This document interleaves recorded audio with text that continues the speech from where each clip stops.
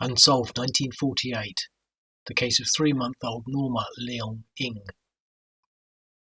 Norma Ng was found dead in her cot on Thursday the 19th of June 1948 in a basement flat at 14 Nelson Street in Liverpool. Her mother had left her in her cot and gone out. When she returned 19 hours later, Norma Ng was dead.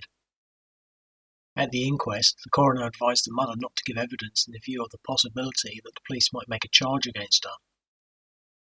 Norma Ng's mother was 22 years old and the wife of a Chinese seaman. The jury returned a verdict that Norma Ng had died from asphyxia, the cause of which was not known.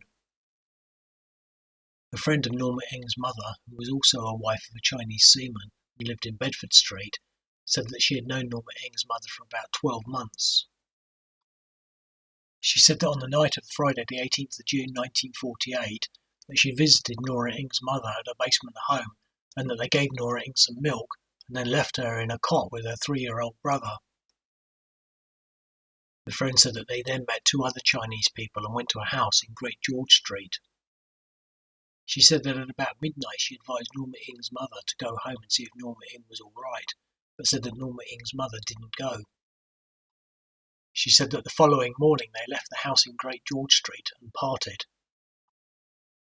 She said that as they parted, she again advised Norma Ng's mother to go home and see to Norma Ng. She said that later, at about 3:30 p.m, she was passing 14 Nelson Street when she saw a lot of people there. She said that when she went into the basement, she saw Norma Ng's mother, who said, "Oh, what's wrong with the baby? It's dead," and started to cry. She said that about 2 minutes later she saw the police arrive. The doctor that carried out the post-mortem said that Norma Ng had apparently been dead for between 8 and 18 hours, and that death was due to asphyxia, which he said might have followed prolonged crying.